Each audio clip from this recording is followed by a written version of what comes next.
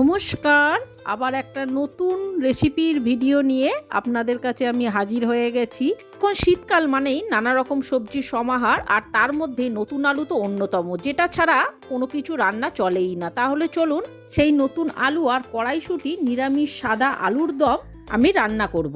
যেই রেসিপিটি আমি আপনাদের সঙ্গে শেয়ার করে নেব। তাহলে চলুন আসল রেসিপিটি দেখে নেওয়া যাক। এখানে আমি প্রথমেই একটা গুঁড়ো মশলা বানিয়ে নেব। তার জন্য 1 চামচ জিরে, 1 চামচ ধনে, 2টো শুকনো লঙ্কা, কিছুটা গোলমরিচ, কয়েকটা সামরিচ, সামান্য একটু জয়িত্রী, 1 টুকরো জায়ফল, কয়েকটা এলাচ, একটা দারচিনি। এই সব কটা মশলাকে প্রথমেই গ্যাসের মধ্যে একটা কড়াই বসিয়ে হালকা আঁচে প্রথমে এইগুলোকে আমাদের হালকা করে ভেজে নিতে হবে। খুব লাল করে ভাজতে হবে না, হালকা করে সামান্য একটু নাড়াচাড়া করে আমি এরকম ভেজে নিয়েছি। নিয়ে এবার এগুলোকে আমি ঠান্ডা করে মিক্সার জারে আমি গুঁড়ো করে নিয়েছি। দেখুন এইভাবে আমি মশলাটা প্রথমেই গুঁড়ো করে নিয়েছি। এবার এইটা একটা পাত্রে আমি ঢেলে রাখবো। রেখে ওই মিক্সার বাটির মধ্যেই আমি এবার কয়েকটা কাঁচা লঙ্কা, 1 চামচ চারমগজ আর বেশ কিছুটা ভাঙা কাজু আমি নিয়েছি। সেটা মিক্সারে দিয়ে এবার কিছুটা জল দিয়ে এটার একটা আমাদের পেস্ট বানিয়ে নিতে হবে। আমি দেখুন মশলার পেস্ট বানিয়ে নিয়েছি। এবারে আমি আগে থেকে 1 কিলো ছোট নতুন আলু আমি সিদ্ধ করে নিয়েছিলাম, সেটাকে ঠান্ডা করে নিয়েছি। নিয়ে এবার এই আলুগুলোকে আমাদের একটা কাঠির সাহায্যে এইভাবে আমি ফুটো করে দেবো, যাতে মশলাগুলো খুব সহজে মশলা নুন আমাদের আলুর মধ্যে ঢুকে যেতে পারে। আমি কাঠির সাহায্যে এইভাবে আলুগুলোকে সবকটা আলুগুলোকে আমি এরকম ফুটো করে দেব। এইভাবে এক এক করে আমার সমস্ত আলু ফুটো করা হয়ে গেছে। এবার এটাকে আমি সাইডে রেখে দেবো। অন্যদিকে আমি গ্যাসের মধ্যে একটা কড়াই বসিয়ে তাতে পরিমাণ মতো আমি কিছুটা রিফাইন্ড তেল দিয়ে দেব। আর এর মধ্যে আমি কিছুটা 1/2 চামচের মতো নুন দিয়ে দেব, যাতে আলুগুলো ভাজার সময় নুনগুলো খুব সহজেই আলুর মধ্যে ঢুকে যায়। এবারে তেলটা যখনই গরম হবে আমি সেই সমস্ত আলুগুলোকে কড়ার মধ্যে ঢেলে দেব। দিয়ে এবার আলু সমানে নাড়াচাড়া করে আমাদের আলুগুলোকে একদম লাল করে প্রথমেই ভেজে নিতে হবে।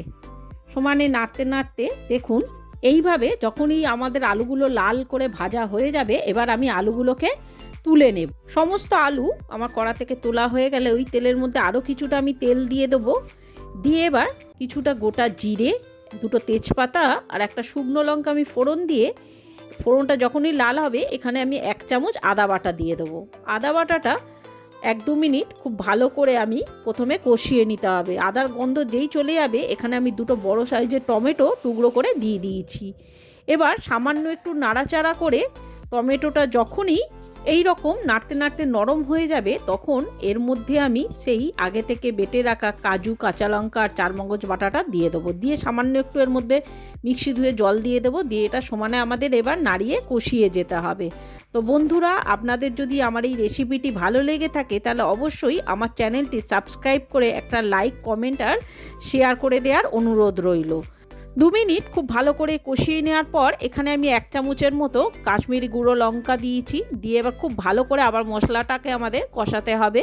মশলাটা সমানে নাড়াচাড়া করে কষাতে কষাতে যখনই দেখবেন এরম কিছুটা তেল ছেড়ে দিয়েছে, এখানে আমি 1/2 কাপের মতো টক দই দিয়ে দিলাম। এবার টক দইটা দিয়ে এবার সমানে আমাদের মশলার সঙ্গে এটাকে মিশিয়ে এবার কষাতে হবে। এই সময় আরও কিছুটা আমি আন্দাজ মতো কিছুটা লবণ আর 1 চামচ চিনি এর মধ্যে দিয়ে দেব, যাতে টক ভাবটা ব্যালেন্স হয়ে যায়। এবার খুব ভালো করে এগুলোকে আমাদের একসঙ্গে কষিয়ে নিতে হবে যতক্ষণ না আমাদের তেল ছেড়ে আসে। সমানে নাড়াচাড়া করে কষাতে কষাতে মশলার থেকে যখনই দেখবেন এরকম তেল ছেড়ে দিয়েছে মশলা থেকে, তখনই এখানে আমি 1 বাটির মতো কড়াইশুঁটি এর মধ্যে ঢেলে দেব। দিয়ে এবার কড়াইয়ের সঙ্গে আমাদের মশলাটাকে খুব ভালো করে আরও 1-2 মিনিট ভালো করে কষাতে হবে। এইভাবে 2 মিনিট মশলাটা কষাতে কষাতে দেখবেন আমাদের কড়াইটাও অনেকটা সেদ্ধ হয়ে গেছে। এই রকম যখনই দেখবেন তেল ছাড়তে শুরু করে দিয়েছে, তখনই আমি একটু এরকম সামান্য নাড়াচাড়া করে সেই আগে থেকে ভেজে রাখা আমাদের আলুটা এর মধ্যে আমরা দিয়ে দেব। সমস্ত আলুগুলো দিয়ে এবার খুব ভালো করে মশলার সঙ্গে আমাদের আলুটাকে মিশিয়ে নিতে হবে। এই সময় আমি সেই ভেজে গুঁড়ো করে রাখা মশলার হাফ মশলাটা এর মধ্যে দিয়ে দেব। দিয়ে খুব ভালো করে এই সব কটাকে আমাদের একসঙ্গে মিশিয়ে নিয়ে আরও 1 মিনিট ভালো করে কষিয়ে নেব। আমি খুব ভালো করে আমাদের 1 মিনিট এইভাবে মশলার সঙ্গে আলুটা কষানো হয়ে গেলে এখানে আমি পরিমাণ মতো কিছুটা জল আমি দিয়ে দেব। বেশ কিছুটা এখানে আমি জল দিয়ে খুব ভালো করে আমাদের মেশানো হয়ে গেলে, সব কিছু একসঙ্গে মেশানো হয়ে গেলে একটা ঢাকা দিয়ে আমি অন্তত এটাকে 15 মিনিটের মতো ফুটতে দেব।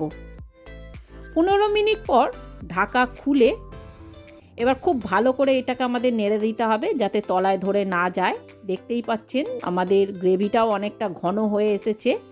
এই সময় আমি এবার এর মধ্যে সেই হাফ ভাজা মশলা পুরোটাই এবার ঢেলে দেব।